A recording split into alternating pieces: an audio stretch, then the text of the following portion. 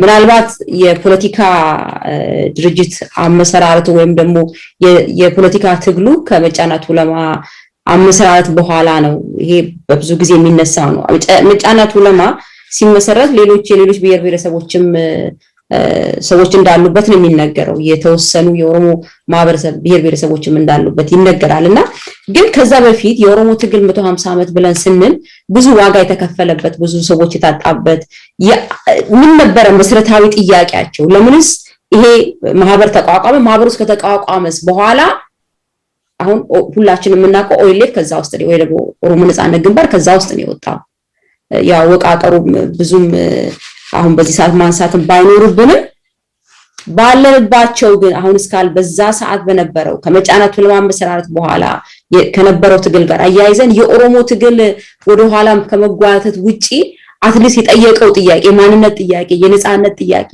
በራሱ ቋንቋ በራሱ ባል በራሱ ማንነት የመኖር ዋስትናው ተጠብቆለታል ከመጓተቱ ውጪ ተጠብቆለት አትሊስት ሰው ሆኖ በዛች ሀገር ውስጥ ዋጋ በመክፈል ደረጃ ዋጋ እየከፈለ በራሱ ማንነት ላይ የራሱን ህልውና አጥቶ የሚኖርበት አጋጣሚ አልነበረም ወይ ከመጓተት ውጪ ይሄ ማህበረሰብ የፈለገውን ጥያቄ አግኝቷል እስቲ ዶክተር ኢታና ሀብቴ በዚህ ላይ የሚጨምረው ነገር ካለ እድሉን ልስጥ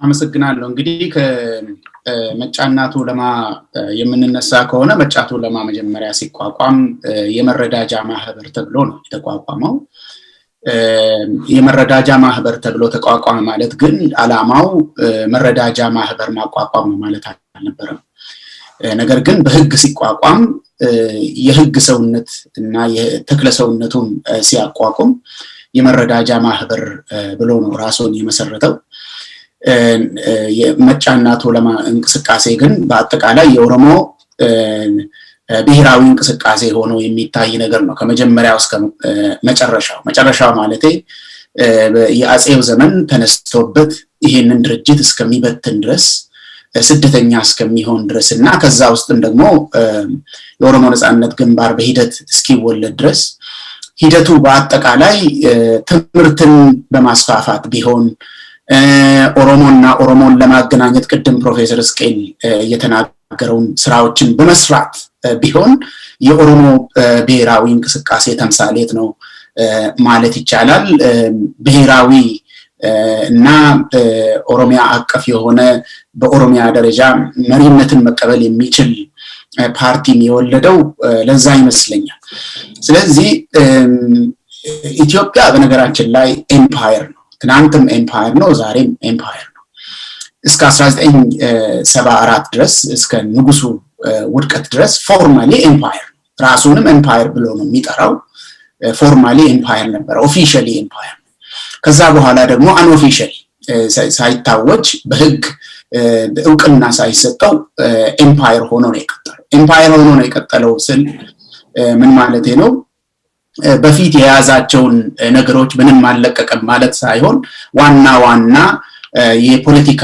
ባህል የምንላቸው ተቋማት አሰራሮች አስተሳሰቦች ወደ ደርግም ዘመን ተሻግረው ኖረዋል ኢቭን ወደ ኢህአዴግም ተሻግረው ኖረዋል ዛሬ ደግሞ እንደ አዲስ ተመልሶ እየተወለደ ያለበት ጊዜ ነው ያለው እንግዲህ በዚህ ኤምፓየር መስረታ እና ግንባታ ሂደት አንድ ዋና የሚባል መገለጫ አለ ምንድነው ይሄ ኤምፓየር በኦሮሞ አገር ላይ ነው የተመሰረተው በኦሮሞ አገር ላይ ሲመሰረት የኦሮሞን ባህል የኦሮሞን ማንነት የኦሮሞን ቋንቋና ታሪክ በሚያከብር መልኩ አይደለም የመጣው ተጻራሪ ሆኖ የመጣው እንደማንኛውም ኤምፓየር ምክንያቱም ኤምፓየር በአፈጣጠሩ ነጣቂ ነው ይነጥቃል ይዘርፋል ሀብትን ይዘርፋል ባህልን ይዘርፋል ማንነትንም ይዘርፋል ስለዚህ ኦሮሞ ላይ ነው የተገነባው ይሄ ኤምፓየር እውቅና መከልከል ብቻ ሳይሆን ይሄ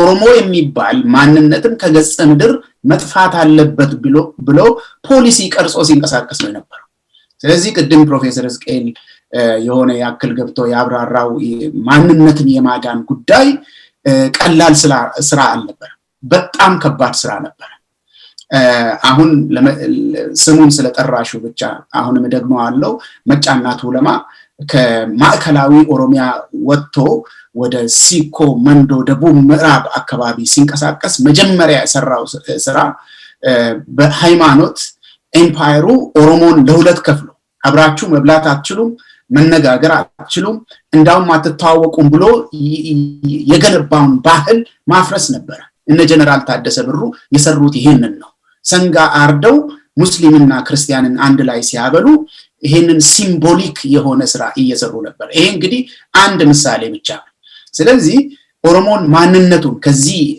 የባህል ወረራ የማንነት ወረራ የታሪክ ነጠቃ የሀብት ዘረፋ የመሬት ነጠቃ ከዚህ ሁሉ ነገር ኦሮሞን ማዳን ቀላል አልነበረም ማንነቱን ማዳን ጥያቄዎቹ ምን ነበር ብለሽ ላነሳሹ ይሄንን በኦሮሞ ፕሮቴስት ሂደት በተደጋጋሚ በጽሁፍም በንግግርም በተደጋጋሚ ብዙ ሰዎች አርቲኩሌት አድርገው ነበር እና በፍጥነት ዋናዎቹን እናገራለሁ እንግዲህ የኦሮሞ ዋና ብሔራዊ ፍላጎት ምርገባቢዩማ የሚባለው የአገር ባለቤትነት ጥያቄ ነው ይሄ የአገር ባለቤትነት ጥያቄ አንደኛ በመሬት ይዞታ የሚገለጽ ጉዳይ ነው መሬት ይዞታ ሲባል በኦሮሞ ባህል ውስጥ ኦሮሞ የሚያርሰው ወይ ደግሞ ለከብቶቹ የሚጠቀምበት መሬት ይኖራል መሬቱን ደግሞ ከባህል ጋር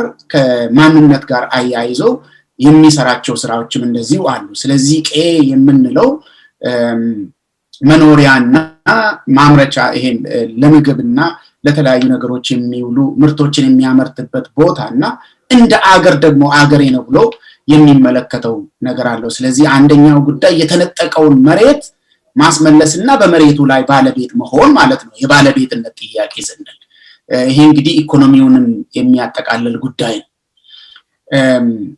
ከዚህ ጋር ተያይዞ እንግዲህ ይረዝምብኛል እዛ ውስጥ አልገባም ነገር ግን በሂደት ይሄ የአገር ባለቤትነት ጉዳይ በሂደት ትንሽ በትንሽ ዕውቅና ያገኘ ትንሽ እያተረፈ የመጣበት ሁኔታ አለ በተለይ አሁን በኢህአዴግ ጊዜ የኦሮሞ ህዝብ የደከመበትና ያቋቋመው አገር በህገ መንግስት ዕውቅና አግኝቶ ኦሮሚያ የሚባል ነገር ዕውቅና ተሰጥቶታል ነገር ግን እንዳስተዳድረው ደግሞ በእጅ አዙር ተነጠቀ ስልጣኑ ስለዚህ ያ ነገር ስለሄደ እሱንም ማስመለስ ነበር ስለዚህ ያስተዳደርም ራስን በራስ ማስተዳደር መብትንም የሚጨምር ነው ከዛ ቀጥሎ ደግሞ የባህልና የቋንቋ ጥያቄ ነው በህዝቡ ቁመት ልክ በስፋቱና በግዝፈቱ ልክ ዕውቅና ማግኘት በአካባቢው በኦሮሚያ ውስጥም ከኦሮሚያ ውጪ ለምሳሌ ከተሞች አካባቢ ፍንፍኔን ብትወስጂ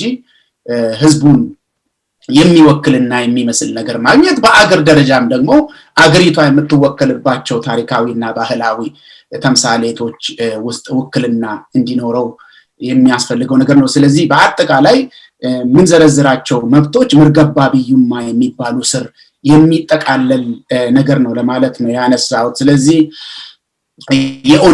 የኦነግ ምስረታ እንግዲህ ከ1973 እንደ አውሮፓ አቆጣጠር ከ1973 ጀምሮ እስከ ዛሬ ድረስ እየደከመበት ያለ የተለያዩ የፖለቲካ ቡድኖችን እየደከሙበት የነበሩት አንደኛ የኦሮሞን ማንነት ቋንቋና ባህል ከጥፋት ማዳን ያ በጣም ትልቅ ስራ ነበር ሁለተኛው ከጥፋት የዳነው ብሔር ወይ ደግሞ ኔሽን የምንለው ራሱን ችሎ ራሱን ሆኖ ደግሞ እንዲቀጥል ማድረግ ራሱ ሌላ ስራ ነበር እሱ ራሱ በጣም ብዙ ስራ የጠየቀ ብዙ ዋጋ የጠየቀ ነው ይሄንን ስል እንግዲህ አሁን ለኦሮሞ ባህሉንም ማሳደግ ፖለቲካ ነው ቅድም እንዳልኩሽ የፖለቲካ ጥያቄ ውስጥ ነው ያለው አገሩ ራሱ ደግሞ የኢትዮጵያ ሀገረ መንግስት ራሱ የኦሮሞን ባህላዊ እንቅስቃሴ በፖለቲካ አይን ነው የሚያየው አሁን በኢህአዴግ ጊዜ ብንመለከት በትምህርት ቤቶች አካባቢ ዩኒቨርሲቲ ውስጥ ሁለተኛ ደረጃ ትምህርት ቤቶች ውስጥ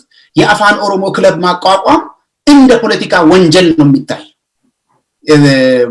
ወደዛ ተመልሼ ያልናገርም እንጂ ብዙ ልጆች የታሰሩት ብዙ ልጆች የተጎዱት የአፋን ኦሮሞ ክለብን ማቋቋም ላይ በዩኒቨርሲቲዎች አካባቢ ክለብ ማቋቋም ወንጀል ነው ዛሬ ደግሞ ይባሱኑ ወንጀል ነው። ምክንያቱም የኢትዮጵያ ሀገረ መንግስት የተገነባው ጸረ ኦሮሞ ሆኖ ነው፣ በኦሮሞ ሀገር ላይ የተገነባው በየነገርሻለሁ። ስለዚህ ህዝቡ ተዋውቆ የራሱን ማንነት ይዞ እንዲኖር እንዲቀጥል ማድረግ ራሱ ዴይሊ ስትራግል የየዕለት ትግል ነበር እሱ ራሱ።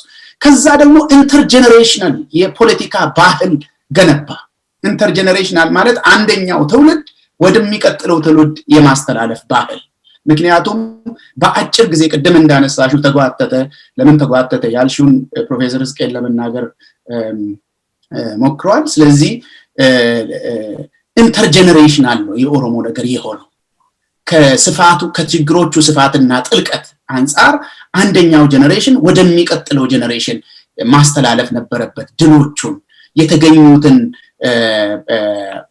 ግኝቶችና የባህልም የፖለቲካም ሌሎችንም ድሎች ማስተላለፍ ነበረበት። ስለዚህ በአጠቃላይ ሲታይ ብሔሩን ከሞት ማዳን፣ በህይወት የተረፈውን ብሔር ደግሞ ህይወቱን ይዞ እንዲቀጥል ማድረግ፣ በሶስተኛ ደረጃ ደግሞ ትግሉን እየታገለ ያገኛትን ፍሬ ደግሞ ለሚቀጥለው ጀነሬሽን እያስተላለፈ መኖርም ሌላኛው የኦሮሞ ትግል ደረጃ ነበረ። እንግዲህ ይሄ ወደ ጀነሬሽን አንዱ ጀነሬሽን ወደ ሌላኛው ማስተላለፍ የምንለው እንግዲህ ቄሮ ላይ ደርሶ ምን እንዳመጣ ሁላችንም ያየነው ጉዳይ ነው። አሁን አንዳንድ ሰዎች የኦሮሞን ትግል ባህል የኦሮሞን የትግል ባህል እና እንዴት እንደመጣ እንዴት እንደሚሄድ መገለጫዎቹን የማይረዱ ሰዎች በተለይ የኦነግን ስም እያነሱ 6 ወይ ደግሞ 5-10 ዓመታትን አስቆጥሮ ምንም አላመጣም ብለው የሚያወሩት ነገር አለ። ቅድም የተናገርኳቸው ነገሮች አብዛኞቹ የዚህ ድርጅት ውጤቶች ናቸው፣ በቀጥታም በተዘዋዋሪም። ስለዚህ ቄሮ በኦሮሚያ አቀፍ የሆነ እንቅስቃሴ ጀምሮ እንግዲህ በ2014 ኤፕሪል 2014 አምቦ ላይ፣ ከዛ ለወራት ተቋርጦ ተመልሶ ደግሞ ግንጪ ላይ 2015 ላይ ተጀምሮ እነ አብይን ከአልጋ ስር ጎትቶ ስልጣን ላይ እስከሚያስቀምጥበት ኤፕሪል 2018 ድረስ እንግዲህ በአፍሪካ ደረጃ እንዳውም በዓለም ደረጃ በሰላማዊ ትግል ውስጥ ተደርጎ የማይታወቁ ተገኝተው የማይታወቁ ድሎች፣ እንዳውም በአፍሪካ አህጉር ውስጥ ደግሞ እንደ ኢህአዴግ ጨቋኝና ጨካኝ የሆነ መንግስት ፊት ተንቀሳቅሶ ይገኛሉ ተብሎ የማይጠበቁ ድሎችን የተገኙበት ነበር። እንግዲህ ከዛ በኋላ እንግዲህ ጠላትን የማመን ጉዳይ ነበር። አንድ ነገር ብቻ ብዬ ጨርሳለሁ። አሁን 2018 ላይ 1974 ላይ 1991 ላይ ሶስቱም ዋና የሀገሪቷ አብዮቶች ጊዜ ኦሮሞ ያገኘውን አግኝቶ ያገኘውን ደግሞ አቆይቶ ወደ ድል ማሸጋገር ያልቻለበት አንድ ዋና ምክንያት አለ። አሁን የምንናገራቸው ችግሮች ሁሉ ምንጭ የሆነው በዛ አገር ውስጥ ኦሮሞ የራሱ የሆነ ህዝቡን ወክሎ የሚንቀሳቀስ አገሪቷ ዕውቅና የሰጠችው የህዝቡ የሆነ መንግስት ባለመኖር አሁን የምንናገረው ችግሮች ሁሉ የሚመነጩት ከዛ ውስጥ ነው። ድሎቹም የሚነጠቁት በዚህ ምክንያት ነው ለማለት ነው። መጨረሻ ምሳሌ አሁን 2018 ላይ ድሉ የተነጠቀው የኦሮሞ ህዝብ መንግስት ስለሌለ ነው። አመሰግናለሁ ፕሮፌሰር ኢታና ሀብቴ። እስቲ ወደ ይቅርታ ዶክተር ኢታና ሀብቴ ወደ ፕሮፌሰር እስቲ ልመለስና አንድ ያነሳው ነገር አለ ስለ ክህደት። እውነት ነው፣ በተለይ ያለፈው ትግል የቅርብ ጊዜ ትውስታ ነው። ብዙ ዋጋ የተከፈለበት ትግል እንዳልሆነ ሆኗል እና የትግሉ መጓተት ብሎ ሰዎች የሚያቀርቡት ሪዝን የተለያየ ነገር አለ። ግን ፕሮፌሰር አንድ ያስቀመጠው ነገር አለ፣ ክህደት የተፈጸመበት በተለያየ የፖለቲካ መዋቅሮች ውስጥ። መቼስ ሁሉም የራሱን ነው ፕሮሞት ማድረግ የሚፈልገው፣ ግን እንደ ኦሮሞ ደግሞ እውነቱን ይዞ የራሱን ማንነት ይዞ ነበር ሲታገል የነበረው፣ ፎርማልም ኢንፎርማልም። ግን በክህደት ነው የሚል ነገር ፕሮፌሰር አንስተሃል። ከዛ ጋር አያይዤ ማንሳት የምፈልገው ነገር በተለይ አሁን ዶክተር ኢታና ሀብቴ እንዳነሳው የኦሮሞ ትግል ሁለቴ ነው የተጠለፈው። ሜቢ ሶስተኛው በቅርብ ጊዜ የተደረገው ነው። የ1974 አለ፣ የ1991 አለ፣ አሁን ደግሞ የቅርብ ጊዜ 82 አለ፣ የ2018 አለ አሁን ክህደት ላለመፈጸሙ ምንድነው ኦሮሞ የተዘጋጀበት ነገር? እንግዲህ አንድ ነገር ሁላችንም የምንስማማበት ምንድነው የዛሬ 20 ዓመት የነበረው የኦሮሞ ተወላጅ ወይንም ደግሞ ቄሮም ይሁን ኦሮሞት ዛሬ እዛ ቦታ አይደለም ያለው። ጭቆናውን አውቋል፣ ምዝበራውን አውቋል፣ ስደቱን አውቋል። በኦሮሞ በማንነቱ ላይ ኮርቶ እንዳይሄድ በራሱ ላይ ኮርቶ እንዳይሄድ በራሱ ቋንቋ በራሱ ባህል እንኳን ወጥቶ እንዳይገባ የነበረው ስርዓት ዛሬም አለ ብለን እንኳን ሞልተን ባንናገርም አትሊስት የተሻለ ነገር እንዳለ ነው ከትግሉ ጋር እንደመጣ ነው የሚነገረውና ይሄ ግን የክህደቱ መሰረት የራሱ የኦሮሞ ህዝብ ነው እየካደው ያለው ወይንስ የሚመጣው ይሄ ስሙን እየቀየረ የሚመጣው የኢምፓየር ፎርማል ሆኖ የሚመጣው የኢምፓየሩ መንግስት ነው ክህደቱን እየፈጸመ ያለው? አሁንስ ሌላ እድል ቢገኝ አራተኛ እድል ቢገኝ ክህደቱ ላለመፈጸሙ ኦሮሞ ምንድነው ያዘው? ምን ላይ ነው ያለው? ፕሮፌሰር እስቲ እድሉን ልስጥ። የኦሮሞ ትግል አሁን በተጠቀሱት 3 ጊዜያት ተጠልፏል፣ ተክዷል አለ እሱ። ነገር ግን እነዚህ ስለተደረጉ የኦሮሞ ህዝብ ትግል ዋጋ ቢስ ሆኗል ወይም ሊዘጋጅ አይችልም ወደሚለው አይደለም የኔ አስተሳሰብ የሚያዘነብለው። የኦሮሞ ብሔረተኝነትን ነው የምናገረው። የኦሮሞ ብሔረተኛ ትግል ማለትም ቅድም እንደተባለው የኦሮሞ ህዝብ አንድ ህዝብ ሆኖ እንደ አንድ ህዝብ ለመታገል እንዲችል መጀመሪያ መሰራት የነበረባቸው ስራዎች አሉ። እነዚህ ረጅም ጊዜ ይወስዳሉ። በአጠቃላይ ግን የኦሮሞ የብሔረተኝነቱ ትግል የኦሮሞ ናሽናሊስት ስትራግል የሚባለው መልክ ይዞ ከዛ ቤት ያልነበረው መልክ ይዞ 50 ዓመት ቆይቷል። በእነዚህ ውስጥ የኦሮሞ ብሔረተኝነት በ3 ደረጃዎች ውስጥ አልፏል። መጀመሪያ ላይ የኦሮሞ ህዝቡ አንድ መሆኑን ለማሳወቅ ያንን ንቃተ ህሊና ለማስተማር ማስፈለጉ የግድ ስለነበረ እሱ ላይ ብዙ ስራዎች ሲሰሩ ነበር። በተለይ በፈረንጅ አቆጣጠር ከ74 እስከ 91 የነበረው ትግል መጀመሪያ ላይ የነበረው ብሔረተኝነት የኦሮሞ ህዝብ ከሌላ ህዝብ የተለየ መሆኑን ለኦሮሞ ህዝብ ለራሱ ለመንገር ይሄ አንታይ ነፍጠኛ ናሽናሊዝም ነው የነበረው። ጸረ ነፍጠኛ ብሔረተኝነት ነው የነበረው። ይሄ አስፈላጊ ነበር በጊዜው ከስርዓቱ ጋር ትግል ስለነበር። በዛ ውስጥ ነው ኦሮሞ ግን እንደ አንድ ህዝብ እንደገና የተወለደው። ከዛ በኋላ ግን በ91 ላይ ለውጥ በሚመጣበት ጊዜ በባህል በኩል ሰፊ ስራ ነው የተሰራው በኦሮሚያ ውስጥ። አንደኛ በቁቤ መጽሐፍ የኦሮሞ ቋንቋ የኦሮሞ አፋን ኦሮሞ በጽሁፍ እንዲሆን ከተሸጋገሩበት ጊዜያት ውስጥ ከፍተኛ ቦታ ነው።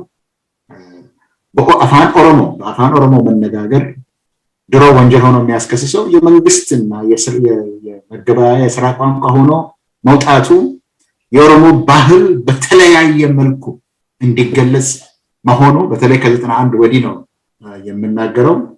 ኦሮሚያ ራሱ ዳሩ ታውቆ ይሄ ኦሮሚያ ነው የሚባል በማፕ ላይ መቀመጡ የኦሮሚያ መንግስት የሚባል በሌላ እጅ ይኖር እንጂ የኦሮሚያ ብሔራዊ ክልላዊ መንግስት የሚባል አሁን ሊያጠፉት እየሄዱ ያሉት የኦሮሚያ ክልላዊ መንግስት የሚባል መዋቅሩ ተፈጥሯል። ማንም ይኖርበት ተፈጥሯል። ቢሮክራሲ ተፈጥሯል። ፓርቲዎች በሌሉበትም የመንግስትን ስራ ሊሰራ የሚችል ቢሮክራሲ ተፈጥሯል። እነዚህ ብዙ እርምጃዎች ናቸው። ከሁሉ በላይ ግን በባህል በኩል የኦሮሞ ባህል፣ የኦሮሞ ቋንቋ፣ የኦሮሞ መጽሐፍ እነዚህ ነገሮች የኦሮሞን ህዝብ ስነ ልቦና ፈጽመው ስለለወጡ ከሁሉ በላይ ደግሞ የኦሮሞ ህዝብ ማንነት የተመሰረተው እገሌ አይደለሁም ጸረ እገሌ ነው የሚለው ነገር ሳይሆን የኦሮሞን ህዝብ እሴቶች ባህላዊ እሴቶችን የመውደድ ብሔረተኝነት ነው የሆነው። አሁን እገሌን አልወደውም ጸረ እገሌ ነኝ የሚል ነገር ሳይሆን የኦሮሞን እሴቶች የባህላዊ እሴቶች እኛ የአባገዳ ልጆች ነን፣ እኛ ገዳ ነን፣ በገዳ እንተዳደራለን የሚሉ የባህል እሴቶች አሁን እዚህ ላይ ተነጋግሬ የማልጨርሳቸው ብዙ ነገሮች ስላሉ ብሔረተኝነቱ ራሱ ተለወጠ። ቀድሞ ጸረ ነፍጠኛ የነበረው የኦሮሞ ካልቸራል ናሽናሊዝም ሆነ። በፊት የነበረው አንታይ ነፍጠኛ የነበረው ካልቸራል ናሽናሊዝም ሆነ እና ኢቨን የመጨረሻው የቁቤ ጄኔሬሽን የሚባለው የቁቤ ትውልድ አብዮት የሚባለው የተካሄደውም በዚህ መሰረት ላይ ነው። አሁን እነሱ አልሄዱም። አሁን እነዚህ የምላቸው ነገሮች አልጠፉም፣ ሊጠፉም አይችሉም። ስለዚህ አሁን በፖለቲካ ደረጃ ትንሽ ሴትባክ ትንሽ ወደኋላ የማፈግፈግ ነገር ነው እንጂ የሚታየው ወደኋላ የመመለስ አቅጣጫ አለ። ይሄ ደግሞ የቄሮ ሬቮሉሽን ደግሞ የኦሮሞን ህዝብ የነጻነትና ይሄን የብሔረተኝነት ትግል ወደ ሌላ አሻግሮ ነበር። ኦሮሞ ውስጥም በኢትዮጵያ ውስጥም ኦሮሞ ማዕከል ሆኖ ሌሎችን የኢትዮጵያን ብሔር ብሔረሰቦችንም ሁሉ አብሮ ነጻ ያወጣል የሚል ፕራግማቲክ ናሽናሊዝም ሆኖ ነበር። ስለዚህ ለማለት የፈለኩት ምንድነው አሁን እንደገና ተመልሶ የኦሮሞ ህዝብ አንድ ላይ ያመጣል ስላልሽ የኦሮሞ ህዝብ የብሔረተኝነት ትግል እንግዲህ በእንግሊዝኛ ቋንቋ ስለተጠቀምኩበት ይቅርታ ጠይቃለሁ፣ ግን ኔጌቲቭ ናሽናሊዝም የነበረው ከ1991 በኋላ ፖዚቲቭ ናሽናሊዝም እየሆነ ነው የመጣው። ካልቸራል ናሽናሊዝም እየሆነ ነው የመጣው። ከዛ በኋላ ደግሞ ፕራግማቲክ የሆነ ለኦሮሞ ህዝብ የሚገባው ነገር የኦሮሞ ህዝብ የጠየቀው ጥያቄዎች የፖለቲካ የኢኮኖሚና የባህል ጥያቄዎች የሚባሉትም የሌሎችም የኢትዮጵያ ህዝቦች ጥያቄዎች ናቸው። ከነሱ ጋር አንድነት አለን የሚል ይሄ ፕራግማቲክ የሆነ ናሽናሊዝም ውስጥ ነው የገባው። ስለዚህ ከሩቁ ከተነሳን አሁን ገብተን ልንቀመጥ እንችላለን ወይ ብለሽ ለጠየቅሽው አንደኛ ድሎቹ ብዙ ናቸው። በእነዚህ ድሎች ላይ ነው የኦሮሞ ብሔረተኝነት ትግል አሁን ተመስርቶ ያለው ይሄ ሴትባክ ነው። በኦሮምኛ ራሱ በአርቲስቶች ቋንቋ እንኳን ሲናገር ቡአ በኢ ቀብዲ ነው የሚባለው። ቡአ በኢ ቀብዲ አጠቃላይ አካሄዱ ረጅም መንገድ ነው፣ ግን ወደኋላ የሚያፈገፍግበት ጊዜ አለ፣ ትንሽ ሪትሪት አለ። አዎ በአንደኛው ትግል ውስጥ ተቃዋሚ ወገን ሲያይልብሽ ወደኋላ ተመልሰሽ ከዛ በኋላ ሰብሰብ ብለሽ ትቀጥያለሽ። ስለዚህ ረጅሙን መንገድ የኦሮሞ ህዝብ ትግል አሁንም እየሄደ ነው። አሁን አዲስ ነገር ቢመጣ ተመልሶ ተካፋይ ሊሆን ይችላል የኦሮሞ ህዝብ። እንዴ ጥያቄዎቹ አንዳንድ ጊዜ በኦሮሞ ህዝብ መካከል የሚነሱ ጥያቄዎች ሁሉም ነገር በአግባቡ ካለመረዳት የሚነሱ ነው መስለው የሚታዩኝ እንጂ መሪዎቻችን ስለታሰሩ ብዙዎቹ የፖለቲካ መሪዎቻችን ስለታሰሩ እስር ቤት ስለገቡ በዚህ ምክንያት ሁሉ ነገር ጠፋ ወደ ማለት ልንደርስ አንችልም። አሁን የገጠመን ፈተና አለ፣ የክህደት ፈተና አለ። ከክህደቱ እስክናገግም ድረስ ምናልባት ትንሽ ጊዜ ይወስዳል። ይሄ ግን ወደ ኋላ መመለስ ሳይሆን የገጠመው ጋር ትንሽ ነፋሱ ስለነፈሰ ስላየለ ትንሽ የማክፈግፈግ ነገር አለ። ካፈገፈገ በኋላ ግን አንድ ላይ ይመጣና በብዙ ኃይል ደግሞ እንደገና ወደፊት ይሄዳል። ስለዚህ እኔ ኦሮሞ ህዝብ በዚህ ላይ ወደኋላ ይላል፣ ድርጅቶቹም ተፍረክርከው ይጠፋሉ የሚል አስተሳሰብ የለኝም። ፈተና እንዳለን አንድ ላይ መሆን እንዳለብን እና እንደገና አገግመን መሪዎቻችንን አስፈትተን ሌሎችንም ወደፊት አምጥተን ግስጋሴው ይቀጥላል። ስለዚህ ተዘጋጅቷል ወይ ላልሽኝ ምን ጊዜም ዝግጁ ነው። ይሄ ብዙ ነገር የሚፈጅ ነገር አይደለም። ትልልቅ ፓርቲዎች አሉ። የቄሮ እንቅስቃሴ አሁንም አልጠፋም። የክህደቱ ነገር ነው እንጂ ያለበት አሁንም አልጠፋም። ሌሎቻችንም እኮ አልጠፋም። አዲሱ ትውልድ እኮ አልጠፋም። በዚሁ በቁቤ ጊዜ ውስጥ የጠፋው የተነሳው እኮ አልጠፋም። ፈተና ብቻ ነው የገጠመው። እነዚህ ሁሉ የባህል እሴቶች እና ከኦሮሞ የባህል ውስጥ ከገዳ ስልጣኔ ውስጥ የወጡት ተቋማት እኮ አሁንም አሉ። እንዴት እንደምናስተካክላቸው እንደገና ደግሞ ሪግሩፕ አድርገን እንደምንሄድ የማስታወስ ነገር ነው እንጂ ተስፋ የሚቆረጥበት ነገር አይደለም። እቺን ልበልና ለተው የዛሬ 2005 አካባቢ እንዲሁ ትንሽ የኦሮሞ ህዝብ ትግል ተፍራከራከ የሚባልበት ጊዜ በነበረ ጊዜ አጫሉ እንኳን አንድ ዜማ አውጥቶ ነበር። ዋይ ከኛ ወጥ ኢሰኔ ስላነመን ኢሱ የሚል ተስፋ መቁረጥ ያለበት ይመስላል። ነገር ግን ያን ጊዜ ነበረ እየተንቦገቦገ የነበረው ወደ ኋላ ላይ የመጣው 2014-15 ላይ የመጣው ትግል። አሁንም ይሄ ሴትባክ ስላለ ብዙ ሰው የሚያስበው ትግሉ ወደ ኋላ አፈገፈገ፣ ጠፋን፣ ትግሉም ጠፋ፣ ዝግጅትም የለንም ወደ ማለት ያስገኛል። እንደሱ አይደለም ነገሩ፣ እንደሱ አይደለም። ይሄ ረጅም ጊዜ ትግል ሁልጊዜም ወደፊት እየሄደ አንዳንድ ጊዜ የሚጠቃበትና የሚያፈገፍግበት ጊዜ አለ። እነዚህ ግን ጊዜያዊ ናቸው፣ ቋሚ አይደሉም። ወደፊት የመገስገሱ ነገር አለ የማይባል ነው።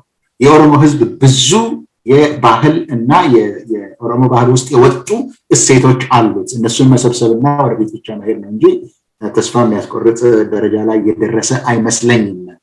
ምናልባትም ደግሞ ከ2014 እስከ 18 የቄሮ ትግል እየተንቦገበገ በመጣ ጊዜ ደግሞ ሁሉን የጨረስን ነፃነት ሁሉ የታወጀ የመሰለን ጊዜ አለ። በአግባቡ ያለመመልከት ነው። ጊዜውን መዋጀት ነው የሚያስፈልገው። ትንሽ ድል በሚገኝበት ጊዜ ዘፍኖ፣ ትንሽ ሴትባክ በሚወስዱ ጊዜ አዝኖ ወደ ቤት መግባት አይደለም። ይሄ ረጅም ጊዜ ትግል ነው ማለት ነው። አመሰግናለሁ ፕሮፌሰር። እስቲ ወደ ዶክተር ኢታና ልመለስና በዚሁ ፕሮፌሰር ካነሳው ጋር አያይዤ አንድ ጥያቄ ላንሳ። የኦሮሞ ፖለቲካ ፓርቲ አገር ውስጥ ሚና እንዳይኖረው ተደርጎ በተለያየ ምክንያት ከምርጫ እንዲገለሉ የተደረገበት ሁኔታ ነው ያለው። የኦሮሞ አክቲቪስቶችም ሞስት ኦፍ ኢትዮጵያ ውስጥ ያሉ ሰዎች እስር ቤት ነው ያሉት። የቄሮ ትግልም ስነ ልቦና ውስጥ ይላል፣ ግን ፊዚካሊ እስር ቤት የገቡበት ሁኔታና ብዙ የማዳከም ስራ እየተሰራ ነው ያለውና እየተሰራም ነው የቆየው አሁን እስካለንበት ደረጃ። እና እስቲ የዲያስፖራውስ ሚና አሁን ፕሮፌሰር ካነሳው ጋር የዲያስፖራውስ ሚና ምን ደረጃ ነው ያለው? ምንስ እያደረገ ነው ያለው? ወደዚህ ይዞ የሚመጣው ነገር አለው ወይ? እስቲ ከዚህ ጋር ፕሮፌሰር ካነሳው ጋር አያይዤ ይሄንን ጥያቄ ላንሳና እድሉን ልስጥ። ጥሩ እንግዲህ የኦሮሞ ዲያስፖራ ከኦሮሞ የነጻነት ትግል ታሪካዊ እንቅስቃሴ አፈጣጠርና አመጣጥ ምክንያት ብዙ ሚና አለው የኦሮሞ ዲያስፖራ እና ቅድም ያነሳናቸው ሂደቶች ውስጥ በተለይ ከ80ዎቹ ጀምሮ በተለያዩ የዓለማት ክፍል ውስጥ ያሉ የኦሮሞ ተወላጆች የሚቻላቸውን ነገር ሁሉ እያደረጉ ትግሉን እየደገፉ ዛሬ የደረሱበት ሁኔታ ነው ያለው። በተለይ በዚህ ሰዓት ደግሞ ከአንድ አመት ወደዚህ በተለይ ሃጫሉ ከተሰዋበት ጊዜ ጀምሮ በጣም ሰፊ እንቅስቃሴ ነው ያለው ዲያስፖራ ውስጥ። አንደኛ ያሉትን ተቋማት የማጠናከር ስራ በሰፊው ይታያል። አዳዲስ ተቋማት አዲስ ጊዜውን የሚዋጅና አዳዲስ ተግዳሮቶችን ትግሉ እንዲቋቋም የሚረዱ አይነት ድርጅቶችን ብዙ እየተፈጠሩ ያለበት ሁኔታ ነው ያለው። ስለዚህ በጣም ሰፊ እንቅስቃሴ ነው ያለው በተለያዩ ዓለም ሀገራት፣ በሰሜን አሜሪካ፣ በአውስትራሊያ፣ በአውሮፓም እንደዚሁ በተለያዩ ሚድል ኢስት አካባቢዎችም እንደዚህ ሰፊ እንቅስቃሴ አለ። ከዚህ ጋር ተያይዞ እንግዲህ አሁን ኦሮሞ ምን ላይ ነው ከሚለው እና ዋና ኮንትሪቢዩሽን ወይ ደግሞ ዋና እርዳታው ምንድነው የሚሆነው ለሚለው የኦሮሞ ትግል ከደረሰበት ቦታ የሚታይ ይመስለኛል። አሁን እንግዲህ ቅድም እንዳነሳሽው የፖለቲካ ፓርቲዎቹ የፖለቲካ ሜዳ ውስጥ የሉም። የፖለቲካ ስራም በእርግጥ አሁን የማስመሰል ነገር ካልሆነ ኢትዮጵያ ውስጥ አሁን የፖለቲካ ስራ የለም። ዋና የኢትዮጵያ መገለጫ አሁን ጦርነትና ረሃብ። ስለዚህ ፖለቲካ የሚባል ነገር የለም። ሜዳው ሙሉ ለሙሉ ተዘግቷል። እንደው ለማስመሰል ያክል የፖለቲካ ፓርቲዎች አሁን ምርጫ ተብሎ ስም የተሰጠው የጦርነት አካል ነው። ምርጫ ራሱ የጦርነቱ አካል ነው። ግን ምርጫ የሚባል ስም ተሰጥቶታል። እዛ ውስጥ የተሳተፉ ፓርቲዎች አሁን ስልጣን ላይ ካለው የብልጽግና ወይ ደግሞ የነፍጠኛ አስተሳሰብ የያዘው ፓርቲ አላይስ ወይ ደግሞ እሱን ለመርዳት የሚንቀሳቀሱ ናቸው። ቦታ ለመያዝ ለሱ እና ጠላቶቹን አብረው ስራ ተከፋፍለው ለማዳከም ከሜዳ ለማውጣት የሚሰሩ ስራዎች ናቸው። ይሄ የዚህ አሁን እኔ የምለው ነገር ዋና ማስረጃው ኦሮሚያ ላይ ህዝቡ የሚያምናቸውና በጣም የሚወዳቸው ፖለቲካ ፓርቲዎች የኦሮሞ ፌደራላዊ ኮንግረስ እና የኦሮሞ ነጻነት ግንባር በፍጹም እንዳይሳተፉ ተደርጎ ቢሮአቸው ተዘግተው ሁሉም ነገር ተከርችሞ እንዳይሳተፉ ተደርጓል። በዚህ ምክንያት እንግዲህ ጦርነቱ ትግሉ ወደ ትጥቅ ትግል እያጋደለ ያለበት ሁኔታ ነው ያለው። ስለዚህ አሁን በፊት መንገድ ላይ ለመሞት ፈቃደኛ የሆኑ ወጣቶች ወደ ትጥቅ ትግሉ እየተቀላቀሉ ነው በስፋት ጊዜው የሚጠይቀው ስለሆነ እንግዲህ ዲያስፖራም በዚህ ውስጥ የራሱ የሆነ ቦታ ይኖረዋል ለማለት ነው። ሌላኛው እና የኦሮሞ ምሁራን በሰፊ እየተዘጋጁበት ያሉትና ምናልባት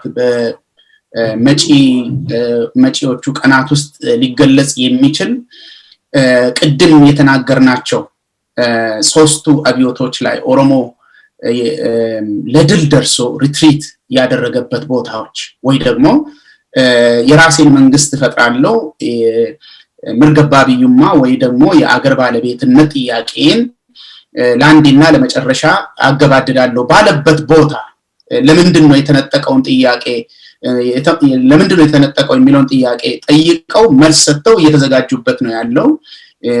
ወርልድ ኦሮሞ ኮንግረስ የሚባል ይሄንን ድክመቶች በትግሉ ውስጥ ያሉ ድክመቶችን አጥንቶ በጽሁፍ አዘጋጅቶ ይሄንን ለማብራራትና መፍትሄውን ለማስቀመጥ የዲያስፖራ ሮል ደግሞ ምን ይሆናል በስፋቱ የሚለውን ነገር ያዘጋጀ ያለበት ሁኔታ ነው ያለው። ስለዚህ ይሄንን በጥልቀቱ አሁን ማውራት ሊያስቸግር ይችላል።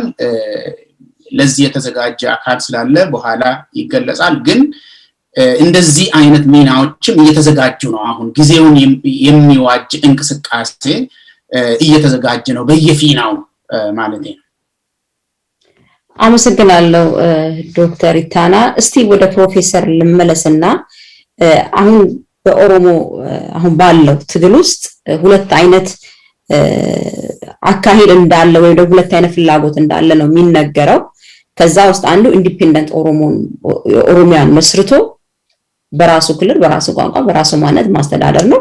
ሁለተኛ ደግሞ የዲሞክራቲክ ኢትዮጵያ የሆነችው መስርተን በኢትዮጵያ ጥላ ስር የመኖር አይነት ነገር ነው የሚሰማው። ሁለት አይነት ፍላጎት እንዳለ ነው የሚነገረው። የሁለቱ ልዩነትስ ምንድነው? እንዴት ተደርጎ ነው ይሄን ነገር ወደ አንድ ቦታ ማምጣት የሚቻለው? እድሉን ልስጥ ፕሮፌሰር።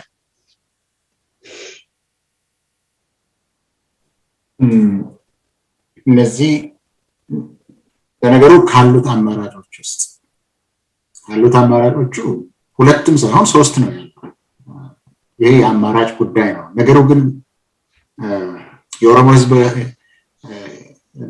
ማለት የሀገር ነፃነትን ይፈልጋል ወይስ መከላከል ይፈልጋል የሚለው የቆየ ጥያቄ ነው። እኔ ቅድም ስለ ምንድነው የኦሮሞ ህዝብ የሚፈልገው ለሚለው ብዙ ልዩነት በኦሮሞ ህዝብ ዘንድ በፍላጎት ደረጃ ካለው ፍላጎት ደረጃ ልዩነት ያለ አይመስለኝም። ብልሱና በርባና ነው ነፃነት ነው የሚፈልገው የኦሮሞ ህዝብ። ነፃነት ካገኘ በኋላ ነፃነት የሚባለው ነገር ኢንዲፔንደንስ ማለት አንድ ራሱን የቻለ ነፃ ሀገር ማለት ነው። ነፃ ሀገር ማለት ነው። ነፃነት ግን ነፃ ሀገርም ሆነች ነፃነት ህዝቡ ላይ ኖረው ይችላል። ነፃ ሀገር ውስጥ ሆነ አሁን ኤሪትሪያ ጥሩ ምሳሌ ነው። ከኢትዮጵያ ነፃ ሀገር ሆኖ ወጣ፣ ኢንዲፔንደንት ሆኖ ወጣ። ነገር ግን ህዝቡ ነፃነትን አላገኘም። እንደገና ጭቆና ስር ነው የወደቀው። ታይቶ የማይታወቅ ጭቆና ስር። እንዲያውም በዚህ ምክንያት እስከ 500,000 የሚሆኑ ወጣቶች ኤርትራን ትተው ወደ ኢትዮጵያ የሚሄዱበትን ሁኔታ እንኳን የተፈጠረበት ነው ያለው። የኦሮሞ ህዝብ ትግል ይህንን ነገር እንደገና መለሽ ደጋግሜ ብናገረው ደስ ይለኛል። የኦሮሞ ህዝብ ትግል እነዚህን እንደ አማራጭ አንቺን እንደ ሞዳሊቲ አማራጮች ነው የተቀመጠው። የትግሉ ዋና ጥያቄ የነበረው የራስን እድል በራስ የመወሰን ጥያቄ ነው። ሌላ አይደለም። የፖለቲካ ፓርቲዎች የሚያስቀምጡት አማራጭ የኦሮሞ ህዝብ ጥያቄ አይደለም። የኦሮሞ ህዝብ ጥያቄ የኦሮሞ ብሔረተኛ እንቅስቃሴ ጥያቄ ከጀመረ ጀምሮ እስከ አሁን ድረስ የራስን እድል በራስ የመወሰን ጥያቄ ነው። በዛ ስር ነው ሌሎች ያሉት። የፖለቲካው መልስ የሚያገኘው፣ የኢኮኖሚው መልስ የሚያገኘው፣ የባህሉ መልስ የሚያገኘው፣ ሌሎችም ተጓዳኝ የሆኑ የመብት ጥያቄዎች የሚገቡት የኦሮሞ ህዝብ እንደ ህዝብ የራስን እድል በራስ ሲወስን ነው። ይሄ አልተለወጠም። ተለውጦም ወደፊትም አይለወጥም።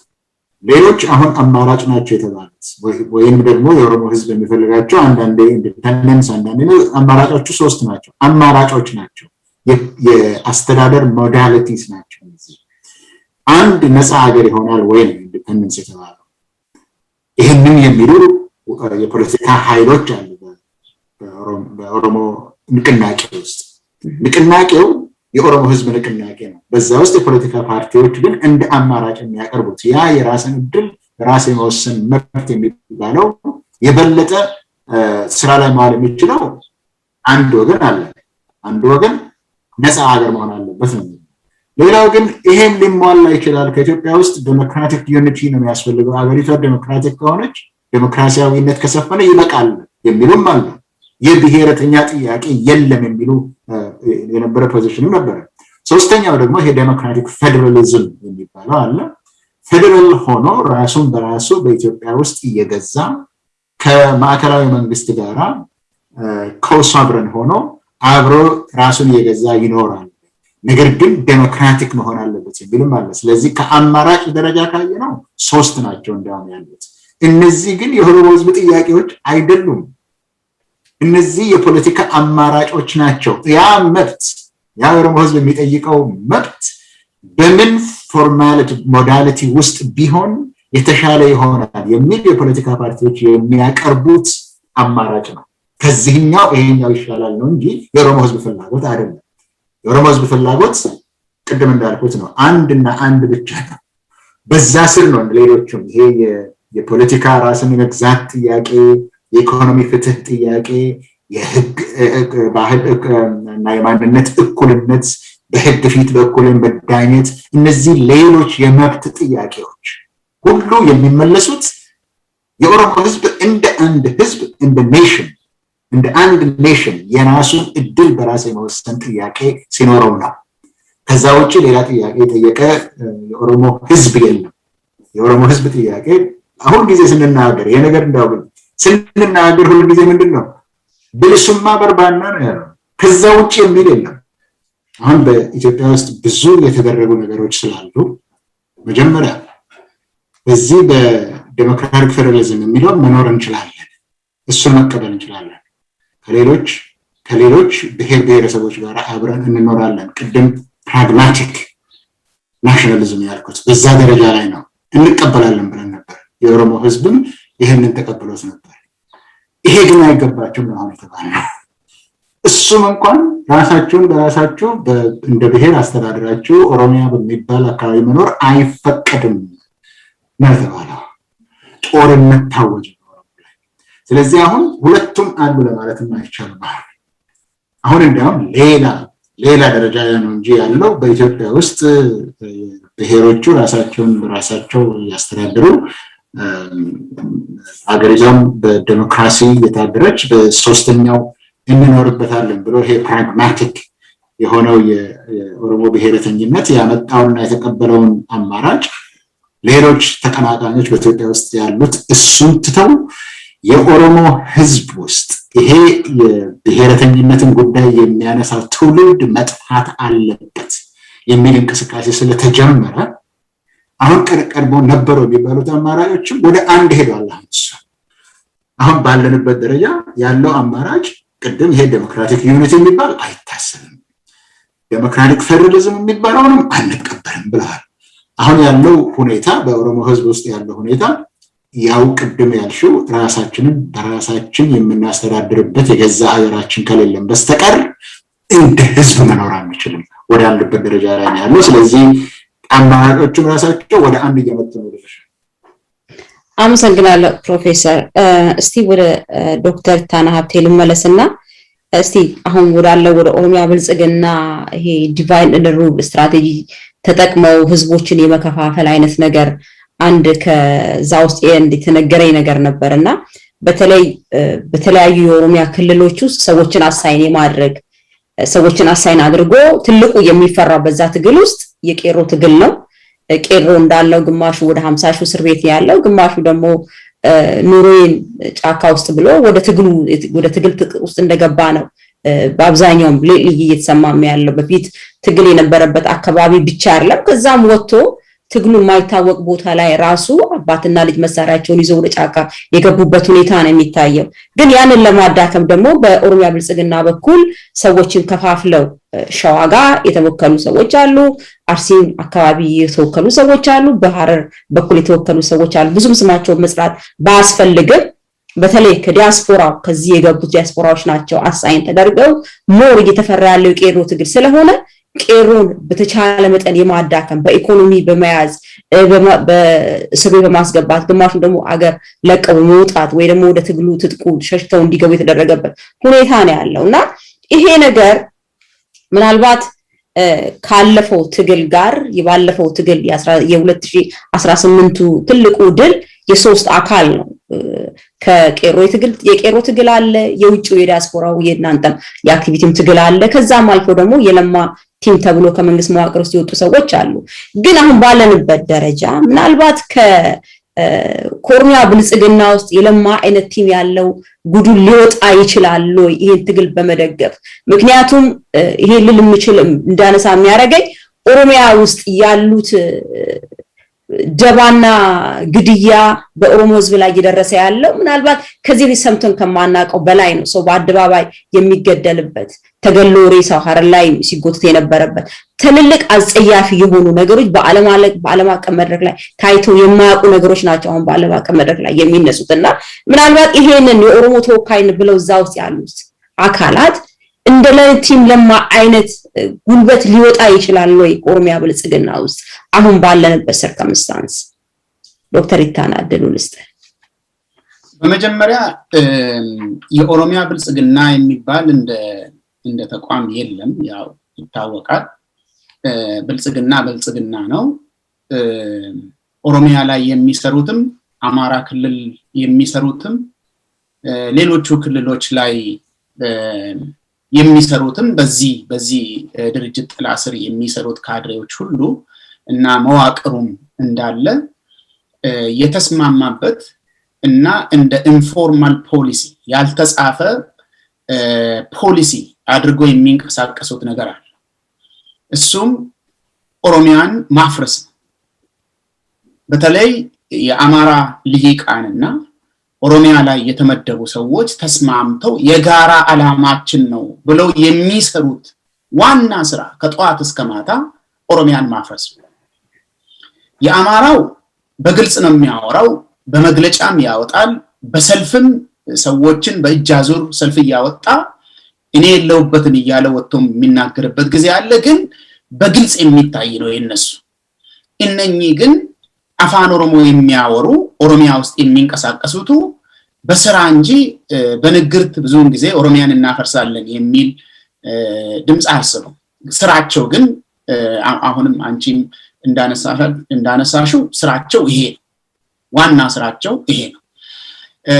በነገራችን ላይ ትግራይ ላይ የተፈጠረው ጦርነት የዚህ ስራ አካል ኦሮሚያ ላይ የተፈጠረው ጦርነት የኦሮሞ ብሔርተኝነት ላይ የታወጀው ጦርነት ነው ትግራይም ሄዶ ጦርነት ይሆን።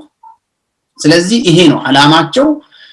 በራሱ ማንነት ላይ እምነት ያለው ራሱን የሚያከብር የራሴ ባህል አለኝ፣ የራሴ ቋንቋ አለኝ፣ የራሴ ባህል አለኝ፣ የራሴ የታሪክ አተረጓጎም አለኝ የሚለውን ህዝብ መበታተን፣ አገሬ ነው የሚለውን ደግሞ መከፋፈል፣ እንደ ተቋም እንደ ኤንቲቲ ማፍረስ ነው ዋና ስራቸው። ይሄንን የሚያደርጉት ምንድነው? ኢትዮጵያን በዚህ መልክ እናድናለን። እነሱ የሚሉት ኢትዮጵያ እንግዲህ የቱ ጋር እንዳለ የሚታወቅ ነገር የለም። ግን አብይ በተደጋጋሚ እንደሚናገረው ኢትዮጵያን ማዳን ኢትዮጵያን ማስቀጠል ነው የሚለው። እሱ የሚናገራቸው ፓርቶች አሉ። ኦሮሚያን አፍርሰን የሚል ነው የማይናገረው። እሱን በስራ ነው። ምክንያቱም አሁን ከዛ ውስጥ በጣም እንደ መስሪያ ፖሊሲ የሚታወቅና ካድሬዎቹ በግልጽ የሚነጋገሩት ስብሰባ ላይ በተደጋጋሚ የሚነገር መመሪያ አለ እነሱ ጋር። የኛ ደጋፊዎች የሚፈልጉትን እየተናገርን እኛ የምንፈልገውን እንሰራለን የሚል፣ ደጋፊዎቹ የሚፈልጉትን በአፍ እናወራለን፣ እኛ የምንፈልገውን ግን በተግባር እንሰራለን የሚል። ስለዚህ ደጋፊዎቹ የአማራ ልሂቃን የሚፈልጉትን በአፍ ይቀልቧቸዋል፣ በተግባር ደግሞ ኦሮሚያን ማፍረስ ላይ ተጠምደው እየሰሩ ነው ለማለት ነው። ስለዚህ ስራቸው ይሄ ነው። ብልጽግና ኦሮሚያ አማራ የሚለው ያው ብልጽግና ነው ለማለት ነው። አላማቸው ኒዮነፍጠኛ ነው። ምንም የሚያወላውል ነገር የለውም። ስለዚህ በዚህ ድርጅት ውስጥ ለኦሮሞ የሆነ ነገር የሚሰማቸው ይሄ ነገር ይበቃል፣ ከዚህ በኋላ ኦሮሚያ የራሱ የሆነ ነገር ስላለው በዛ መመራት አለበት፣ ከማዕከል ከ4 ኪሎ እየተወረወረ ህዝቡን እየጎዳ ያለ ነገር መቆም አለበት የሚል አነጋገር አስተሳሰብ ከነኚህ ሰዎች ውስጥ ይወጣል ወይ ላልሽው እኔም በፍጹም አይመስለኝም፣ የሚወጣ አይመስለኝም። ይሄንን የምልበት ምክንያት ምንድነው? ኦፒዲዮ ውስጥ ይሄ ነገር እንደ ተቋም ሳይሆን እንደ ግለሰብ ሰዎች የወጡት ኦሮሞ የሚባል ስም ወንጀል አልነበረም። ኦፒዲዮ ውስጥ ስም ማለት ይሄ ህዝቡ የሚፈልገው ነገር ሳይሆን ኦሮሞ የሚባለው ከድርጅቱ አሰያየም ጀምሮ ወንጀል አልነበረም። አሁን ኦሮሞና ኦሮሞነት ወንጀል ነው። ብልጽግና ውስጥ ወንጀል ነው። የኦሮሞ ብሔራዊ ፍላጎትን ማራመድ፣ ስለ ኦሮሞ ህዝብ ፍላጎቶችን ማውራት፣ ስለ ኦሮሞ ቋንቋ እንዴት ይሄ ቋንቋ በአገር ደረጃ የአገር ቋንቋ ሊሆን ይችላል፣ እንዴትስ በኦሮሚያ ራሱ እንዴትስ ሊሳካለት ይችላል፣ እንዴት ከዚህ የበለጠ ሊያድግ ይችላል የሚል የኦሮሞ ህዝብ አካባቢው ካለው የኢኮኖሚ እንቅስቃሴ እንዴት ተጠቃሚ ሊሆን ይችላል የሚል ነገር ማንሳት ወንጀል ነው። ያሳስራል፣ ያስገድላል። እንደዚህ የሚያስቡ ሰዎች ከለማ ራሱ ጀምሮ ለማ ሳይመታ በፊትም ለማ ከተመታ በፊትም ሁላቸውም ተባረዋል። አንድ ሳይቀር እስከ ቀበሌ ድረስ ተባረው ግማሾቹ የተገደሉም አሉ። በነገራችን ላይ ወደ ውጪ የሸሹ አሉ፣ እስር ቤት ያሉም አሉ። ስለዚህ እንደዚህ አይነት ሰዎች የኦሮሞ ህዝብ ጥያቄው ትክክለኛ ነው፣ የፍትህ ጥያቄ አለው፣ የኢኮኖሚ ፍትህ ጥያቄው ትክክለኛ ጥያቄ ነው፣ የፖለቲካ ጥያቄ አለው፣ የባህል ጥያቄ አለው ብሎ የሚያምኑ ሰዎች ቢያንስ ኦሮሞነትና የኦሮሞ ጥያቄ ነውር አይደለም በሚል የፖለቲካ ባህል ውስጥ ነው የተወለዱት። አሁን ግን በነፍጠኛ ስርዓት ውስጥ አልፎ በዝቅተኛ ደረጃ ካሉ በስተቀር በከፍተኛ ደረጃ በክልል ደረጃ ይኖራሉ ብዬ አልገምትም። አንድ ይሄ ነው። ሁለተኛ ቢፈጠሩ ራሱ ከዚህ በኋላ እንደዚህ አይነት ነገር ከዛ ቢወጣ ራሱ ቅድም ያነሳናቸው ነገሮች አሉ። እንዴት ነው የኦሮሞ ህዝብ ያገኛቸውን ድሎች በተለይ ስልጣንን የመጋራትና የራሱን ክልል የማስተዳደርን ስልጣን እንዴት ነው ያጣው? ኦሮሞ ያመጣው ድል ተመልሶ እንዴት ኦሮሞን መብላት ጀመረ ብለን ያነሳነው ጥያቄ ነበረ ቅድም። ስለዚህ ይሄ የመጣው ኦፒዲኦ ራሱን ቅድም ያልኩሽን ኦሮሞነትና የኦሮሞን ስም ኃጢአት ነው ብሎ የማያስብ ነገር ግን የራሱ የፖለቲካ ዓላማ የሌለው ለአንድ ፖለቲካ ድርጅት ተቀጥሮ የሚሰራ ድርጅት ነው እንደ ድርጅት። ስለዚህ ከነኚህ ሰዎች ውስጥ አሁን ብልጽግናንን ብለው ከሚያስቡ ሰዎች ውስጥ እንደዚህ አይነት ሐሳብ እኛም እኮ የኦሮሞ ጥያቄን እናምንበታለን የሚል ከዚህ በኋላ የሚመጡ ከሆነ ተቀባይነት አይኖራቸው፣ ሊኖራቸውም አይገባም። ችግር ያመጣው እንደዚህ አይነት ነገር ስለሆነ የኛ ባልሆነ የህዝቡ ባልሆነ ድርጅት ውስጥ የተወለዱ ሰዎች የህዝቡን ጥያቄ ከመሰረቱ አንስተው መረዳት የማይችሉና ማራመድ የማይፈልጉ ጥያቄዎቹ የሚያመጡትን ጥቅም እንጂ ጉዳትን መጋፈጥ የማይፈልጉ ለህዝቡ ራሳቸውን አሳልፈው መስጠት የማይፈልጉ ሰዎች ናቸው። በተለይ አሁን ብልጽግና ውስጥ ያሉት የኦሮሞ ህዝብ እየተገደለ ይገደል፣ ይታሰር፣ ይዘረፍ፣ ከዛ በኋላ ብልጽግና የሚባል የንጉስ አብይ መንግስት ይቁም ብለው የሚሰሩ ሰዎች ናቸው። ስለዚህ የኦሮሞ ነገር የሚገዳቸው አይደለም። ይገደናል ብለው ቢመጡም እውነታቸውን ሊሆን አይችልም። ህዝቡም የሚያምናቸው አይደለም፣ ሊታመኑም አይገባም ለማለት ነው። ምክንያቱም አንዱ የንጥቂያ መንገድ እና ዋናው የንጥቂያ መንገድ እሱ ስለሆነ ማለት ነው። አሁን በዚህ ጊዜ በእስር ቤት ያሉም ከእስር ቤት ውጪ ያሉም የኦሮሞ ምሁራን፣ የኦሮሞ የፖለቲካ መሪዎች በጣም ስር የሰደደና መሬት የያዘ ትምህርት የወሰዱ ይመስለኛል። ከዚህ በኋላ ከብልጽግና ውስጥ ወይ ደግሞ በፊት ኦፒዲዮ የነበረ ሰው የኦሮሞን ህዝብ ጥያቄ ደግፋለሁ ወይ ደግሞ የኦሮሞ ህዝብ ጥያቄ አለው ብሎ ቢመጡ እንኳን የሚመጡ አይመስለኝም። ቢመጡ እንኳን የሚታመኑበት አጋጣሚ የመነመነ ነው። ሊታመኑም አይገባም ባለ አመሰግናለሁ። እስቲ ወደ መጨረሻ እንሄድና ለፕሮፌሰር አንድ ጥያቄ ላቅርብለትና ከዛ በኋላ አንድ ወደ አንተ መጥቼ ከዛ ፕሮግራማችን እናጠቃልላለን። ይሄ ዛሬ በተለይ ብዙ ጊዜ የኦሮሞ ትግል በቅርብ ጊዜ ምናነሳው እና ከትግራይ ነፃነት ግንባር ጋር እናነጻጽራለን። ትግራይ በአጭር ጊዜ ነፃነቷን ተጎናጸፈች፣ የኦሮሞ ግን እየተንከባለለ ለዚህ መጣ የሚል ነገር ነው የሚነሳው አብዛኛው ጊዜ እንደምናየውና መቼስ የኛ የኦሮሞ ትግል በዲፕሎማሲም ተሞክሯል፣ በአድቮኬሲም ተሞክሯል። በአብዛኛው ጊዜ ወንበር ዙሪያም ተቀምጦ ዲስከስ የማድረግ እድሉም ብዙም አልተሳካም። አሁን ግን አብዛኛው የኦሮሞ ትግል ወይም ደግሞ የኦሮሞ የፖለቲካ ፓርቲዎች ወደ ትጥቅ ትግሉ የገቡ ነው የሚመስሉት። አዝማሚያም ወደዛ ነው፣ ብዙ ሰዎች የሚያምኑበትም ወደዛ ነው የሚመስለውና ይሄ የትጥቅ ትግሉ ወይስ ድጋፍ ያስፈልገዋል፣ ሊደርሺፕም ያስፈልገዋል። ይሄ ነገር ምን ደረጃ ነው ያለው? እስቲ እንደው የብዙ ሰዎች ኢሉዥን የሆነ ጥያቄ ስላለ በየቦታው እና በዚህ ነገር ላይ የምትለው ነገር ካለ ፕሮፌሰር ለአንተ ድሉ ልስጥ። በተለይ ኦላን አስመልክቶ ኦሮሞ ሊበሬሽን አርሚ ምን ላይ ነው ያለው? ህዝቡስ እንዴት አድርጎ ነው መርዳት የሚችለው? ምክንያቱም በዲፕሎማሲም ተሞከረ፣ በአድቮኬሲም ተሞከረ፣ በተለያዩ ነገሮች ተሞክሯል። ከዚህ በኋላ ለኦሮሞችን ቢሊሱማ የሚባለውን ነገር ለማግኘት ወይ ደግሞ ሚርጋ አብማ የሚለውን ነገር ለማግኘት የግድ የሚያስፈልገን ይሄ ነው ብሎ የሚያምኑ ሰዎች ብዙ ስላሉ ይሄንን እንዴት አድርጎ ነው አድሬስ ማድረግ የሚቻለው? ሊደርሺፑና ኦላስ ያለው ግንኙነት ምን ያህል ነው የሚለውን ነገር እድሉ ለአንተ ልስጥ። የዛሬ 3 ዓመት አካባቢ ሲባል የነበረው በብዙ የኦሮሞ ፖለቲካን የሚከታተሉ ሰዎች ዘንድ ሲባል የነበረው የትጥቅ ትግሉ ለረጅም ጊዜ የተደረገው ትጥቅ ትግል ምንም ውጤት አላመጣም። ውጤት ያመጣው ጠመንጃ የለሽ ትጥቅ የለሽ ትግሉ ነው፣ ናን ቫዮለንት የሆነው ነው ሲባል የነበረው። ሁለቱም የሚያስፈልጉበት ጊዜ አለ። ዋናው ነገር አሁን ባለንበት ሰዓት በደረስንበት ሁኔታ የቀረን የትግል ዘዴ ምንድነው ከተባለ ግልጽ ነው ያለው። አሁን የኦሮሞ ህዝብ ወዶ ፈቅዶ ጦርነትን አልመረጠም።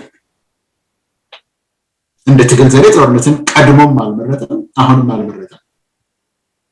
ነገር ግን የኦሮሞን ህዝብ ለማጥፋት እንደ ህዝብ እንዳይኖር፣ በአንድነት እንዳይኖር፣ ምንም መብት እንዳይኖረው፣ ምንም አገር እንዳይኖረው፣ ምንም ድምፅ እንዳይኖረው፣ ለጠላት ብቻ የተጋለጠ እንዲሆን የሚፈልጉ ብዙ ኃይሎች አሉ። አሁን ኢታናን የጠየቅሽው ጥያቄ ብልጽግና የሚለን ይሄንን ነው። ለኦሮሞ ህዝብ የራሱን እድል በራሱ ለመወሰን መወሰኑ ብቻ አይደለም፣ ከወሰነ በኋላ ደግሞ የወሰነውን ውሳኔ ለመጠበቅ የሚችልበት ይሄንን ድሎችን መጠበቅ የሚችልበት ጉልበት አይኖረው ብሎ የሚናገሩ ብልጽግና ብቻ ነው። ስለዚህ ከብልጽግና ውስጥ የቲም ለማ ይወጣል ወይ የሚለው ነገር አሁንም ወጥቷል። ቲም ለማ ግን ቲም ለማ መጀመሪያ በወጣ ጊዜ ያደረገውን አይተናል። ስለዚህ ወደዛ ዳግም እንመለስ አንችልም ማለት ነው። ሁለተኛ ደግሞ ያን መንገድ አሁን እኮ ቅድም ስንናገር አሁን እኮ ምርጫው ራሱ አንድ ብቻ ነው ያለው። ምርጫው ራሱ አንድ ብቻ ነው። ይሄ ከምንድን ነው የሚነሳው? አንደኛ ጠላት ያመጣው ታሪክ ነው። ህግ የለም፣ ፖለቲካ የለም፣ ስነ ስርዓት የለም። እናጥፋህ ብቻ ነው አጀንዳው። በጦርነት እናጥፋህ ብቻ ነው አጀንዳው። በትግራይ ላይ የተደረገውን ካየህ ለኔ ብለህ ስማ፣ የኦሮሞ ህዝብ ለኔ ብለህ ስማ። አሁን የኦሮሞን ህዝብ ያጋጠመው የትግል ታክቲክ ምርጫ አይደለም። በሰላማዊ መንገድ እንሄድበት፣ በፖለቲካ እንሄድ፣ በህግ እንሄድበት አይደለም። የዛ ምርጫ የለንም። ጦርነትን አልመረጥንም።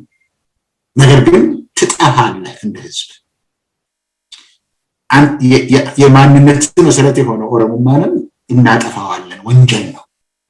ኦሮሚያ የሚባልም ዘተት ነው የሚሉት አንዳንድ ጊዜ ሲናገሩ አንዳንዶቹ፣ ወይም ግጥት መኖር የለበትም ነው። ይሄንን ለመከላከል ሰላማዊ ሰልፍ እንውጣ ወይስ የትግል ታክቲክ ነው እሱ? ወይ ጠበቃ እናቁም፣ ጠበቃ አቁመን እንከላከል? የመረጥነው አይደለም፣ መርጠን አይደለም። አሁን ለመኖር ስንል እንደ ህዝብ ለመኖር ስንል ያገኘናቸውን ድሎች መልሰን ለመቀዳጀት እንድንችል ድል ካገኘን በኋላ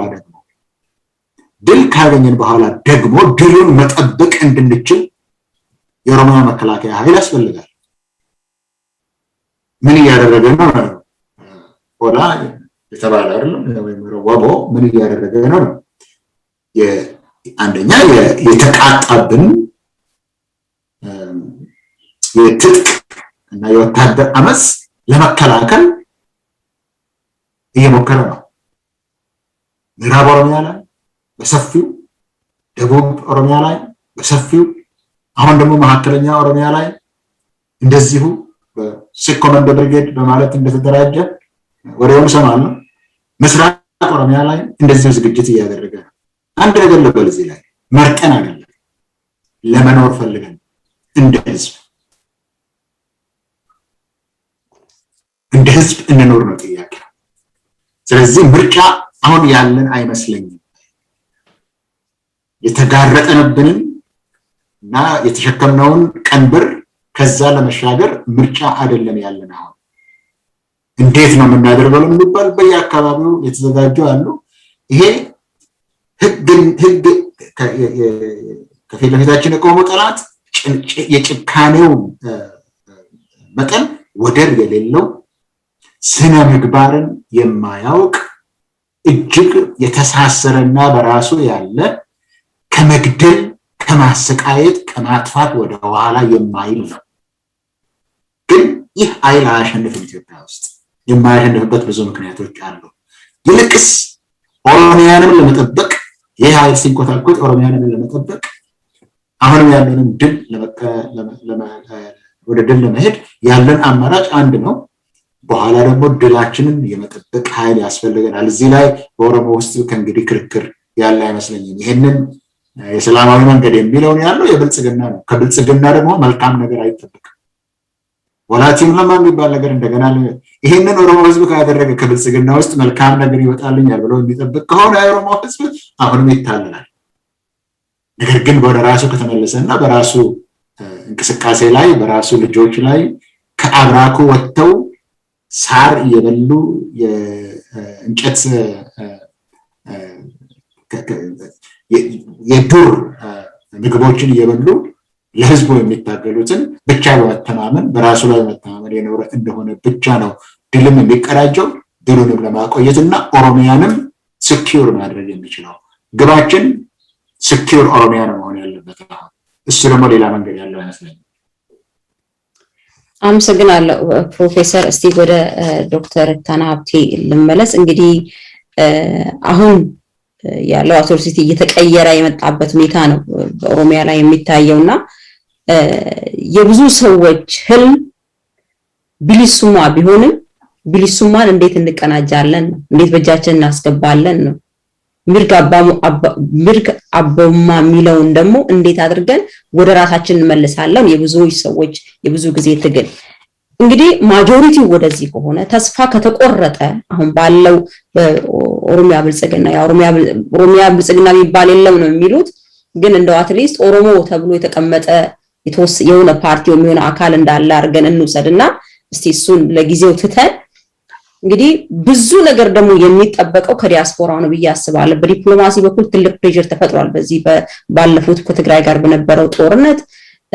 ከዛም አልፎ በዲፕሎማሲ እና በአድቮኬሲ ላይ ዲያስፖራ በጣም ትልቅ ሚና ነበረ ሲጫወት የነበረው። ሚኒመም አጫሉን በዓለም አቀፍ መድረክ ላይ ስሙ እንዲነሳ እስከማድረግ ድረስ ተደርሷል። ይሄ ዲያስፖራው ትልቁ ጫና ነው። ግን እንደው ትግሉን ከመደገፍ አንፃር አሁን እናንተም የጀመራችሁት የወርልድ ኦሮሞ ኮንግረስ ፎረም ሚል ስሙን ባለሳታት ተጀምሯል። የተለያዩ ነገሮችም እንዳሉ ነው የሚነገረውና ይሄንን ትግል ለአንዴና ለመጨረሻ ጊዜ ይሄንን ለቅሶ ይሄንን መራራ የሆነ ህይወት ከኦሮሞ ህዝብ ላይ ነቅሎ ለማውጣት ዲያስፖራ ወይም ሌላው አካል የሚጠበቅበት ነገር ምንድነው?